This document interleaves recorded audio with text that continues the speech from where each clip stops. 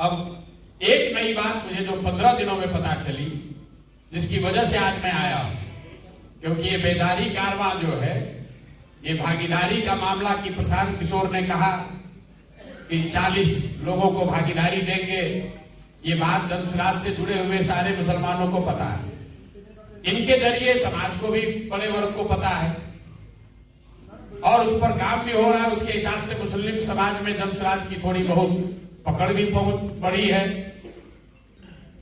लेकिन अभी 15 दिन से जब हम बीपीएससी अभ्यर्थियों के आंदोलन में जुड़े तो मैंने देखा कि उसमें मुस्लिम छात्र नहीं है। 4 लाख बीपीएससी अभ्यर्थियों ने परीक्षा दिया है, तो जनसंख्या के हिसाब से 80,000 लोग बीपीएससी के मुस्लिम समाज से होने चाहिए। उतने तो है नहीं, क्योंकि इस समाज में पढ़े लिखे लोगों की जनसंख्या कम है। लेकिन बीपीएससी का आंकड़ा बताता है कि करीब करीब 40,000 विद्यार्थियों ने, मुस्लिम समाज के विद्यार्थियों ने बीपीएससी का एग्जाम दिया है। लेकिन आंदोलन में अगर आप देखेंगे तो उसमें इक्का दुक्का ही कोई मुस्लिम लड़कों का नाम दिखेगा। जब मैं गर्दनीबाग गया, वहां पर भी कोई मुस्लिम साथी नहीं मिला। जब मैं गांधी मैदान में बैठा, वहां पर भी कोई मुस्लिम साथी इतना नहीं दिखा। तो जब ये बेदारी कारवां के हमारे साथी, हम लोग कुछ 2-4 दिन पहले बैठे थे, तो मैंने ये सवाल उठाया कि भाई सारे समाज के बच्चे आ रहे हैं, मुस्लिम समाज के बच्चे क्यों नहीं आ रहे? अन्याय तो उनके साथ भी हुआ है। तो उसी चर्चा में जो नई बात सीखने को, जानने को मिली कि सर, अन्याय तो मुस्लिम समाज के साथ भी हुआ है, लेकिन मुसलमानों में इतना डर है कि जो अभ्यर्थी है वो समझता है कि मैं जाऊंगा आंदोलन में तो कोई पकड़ा जाए या ना पकड़ा जाए, हमको पकड़ के अंदर कर दिया जाएगा। और उस पर करीब उस दिन 1-1.5 घंटे चर्चा हुई है, क्योंकि हम दिल्ली से आकर राजनीति नहीं कर रहे हैं। 2-2.5 साल से गांव गांव गए हैं, लोगों ने अपनी हर तरह की समस्याओं के बारे में बताया है। समूह में बताया है, मिलकर अकेले में बताया है, जलसों में बताया है, तकरीरों में बताया है। लेकिन मुझे 2-2.5 साल में किसी मुसलमान ने यह नहीं कहा कि हमारे बच्चे को किसी ने गलत पकड़कर जेल में डाल दिया है, आप हमारी मदद कीजिए। तो ये मेरे लिए आश्चर्य की बात है। लेकिन आंकड़े बता रहे हैं, और 4-5 दिन पहले जब ये बात हुई है तो हम लोग उसको देख रहे हैं कि सैकड़ों नहीं, हजारों की संख्या में मुस्लिम परिवार के बच्चों को पुलिस सही या गलत पकड़ के जबरदस्ती इसी बिहार में जेल में रखी हुई है, और उनके परिवार वाले इतने डरे हुए हैं कि वो अपने बच्चों के लिए मदद मांगने भी नहीं आना चाहते। ये मेरे लिए आंख खोलने वाली बात है। ऐसा कैसे संभव है? लोग कह रहे हैं कि किसी ने बताया, यहां लोग साथी बैठे हुए कि वो लोग लज्जा से नहीं आ रहे कि किस मुंह से कहने आए। किसी ने कहा वो डर से नहीं आ रहे हैं, किसी ने कहा इसलिए नहीं आ रहे कि उनको विश्वास ही नहीं है कि कोई मदद कर सकता है। कोई लोग ये बता रहे हैं कि लोग इसलिए नहीं आ रहे हैं कि एक आदमी जेल में है, हम जाएंगे हल्ला करेंगे तो हमको भी और पकड़ लेगा, 2 आदमी और पकड़ा जाएगा।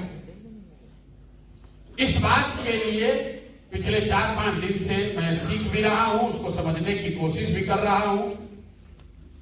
और किसी ने कहा, शिक्षक महोदय ने, कि प्रशांत जी लीगल एड देंगे। ना भाई, लीगल एड नहीं देंगे। लीगल एड देने वाले हमको लोगों ने बताया यहाँ 2-3 संस्था है, कुछ इंडिविजुअल भी हैं जो उनको कानूनी मदद कर रहे हैं। हमने ये तय किया है कि अगर कोई मुस्लिम बच्चा, अगर कोई मुस्लिम परिवार का लड़का गलत तरीके से प्रशासन ने, व्यवस्था ने, पुलिस ने उसको पकड़ लिया है, और हमारे साथी जो कमेटी हम लोग एक बना रहे हैं, वो इस बात की ताकीद कर दे कि उसके साथ गलत हुआ है, या कोर्ट से उसको बेल मिल गया है, बेलर नहीं होने की वजह से वो बाहर नहीं आ पा रहा है, वो आदमी, उस केस को आप हमारे पास लाइए, उसको इंसाफ दिलाने की पूरी जिम्मेवारी पूरी जिम्मेवारी प्रशांत किशोर की व्यक्तिगत हमारी जिम्मेवारी होगी।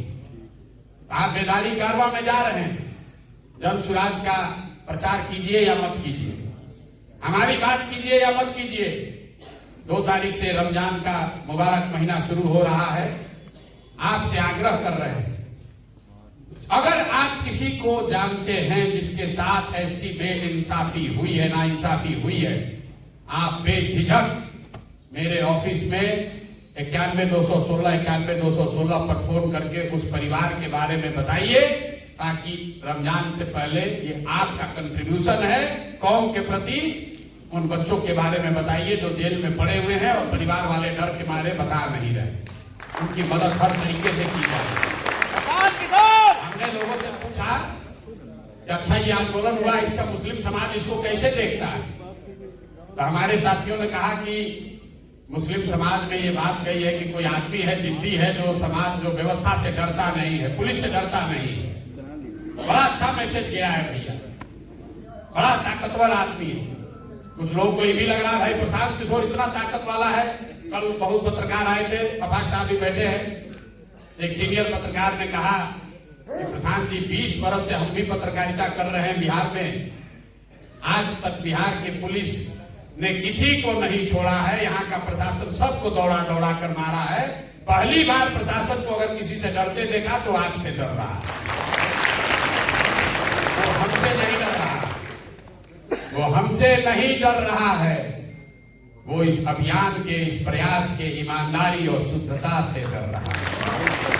वो उसी गांधी के विचारधारा से डर रहा है जिसको पुनर्जीवित करने के अभियान का नाम है जन सुराज। इसीलिए मैंने शुरुआत की कि टारगेट वो है। प्रशांत किशोर की क्या ताकत है? प्रशांत किशोर को तो 4 आदमी उठाकर गांधी मैदान से ले गया, लेकिन ताकत इतनी है उस अभियान के ईमानदारी की कि इतना पुलिस लग के, पूरा प्रशासन लगा है, हमको पटना लाने में डर रहा है, इसलिए 6 घंटा बाहर घुमा रहा है, और जितने देर बाहर घुमाया उतने देर फंसता चला गया। कोर्ट में लेकर आया, बेल दिलवाया खुद से, उनको लगा बेल लेगा ये आदमी तुरंत चला जाएगा। जब हमने बेल मना कर दिया तो उनका गर्दन फंस गया। अब क्या करें, अब तो जेल ले जाना ही पड़ेगा।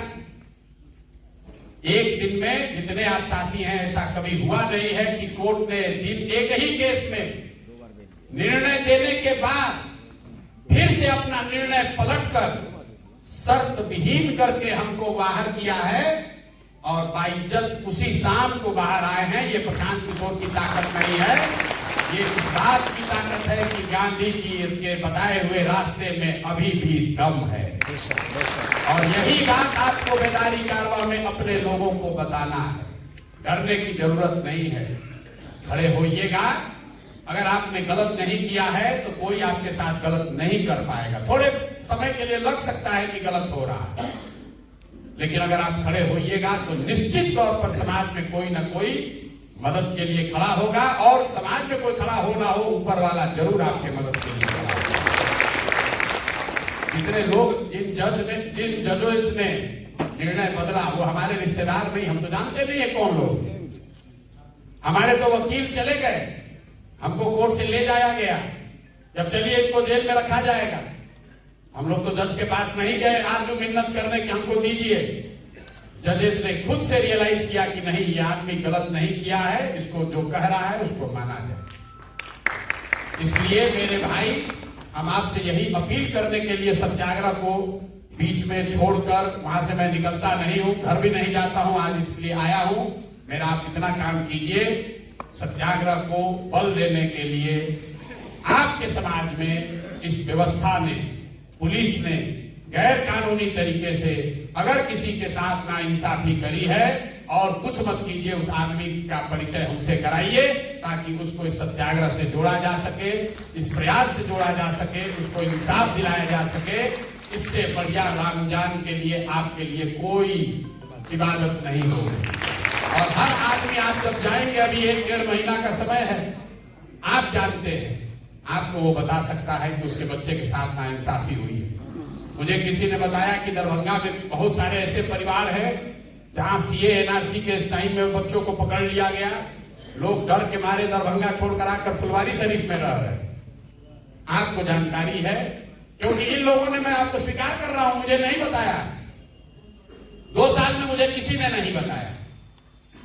कि भाई हमारे बच्चे के जनरली लोग गांव में बताते हैं भैया हम पर गलत FIR हो गया है, हमारा बच्चा फंस गया है, मदद कीजिए, हमारे साथ ये नाइंसाफी हो गई है, हमारा लोग बताते हैं कब्रिस्तान का जमीन कब्जा हो गया है, लेकिन अभी तक हमको किसी आदमी ने नहीं बताया कि हमारे बच्चे के साथ ये नाइंसाफी हुई है, इसलिए आपकी मदद चाहिए और कुछ नहीं चाहिए।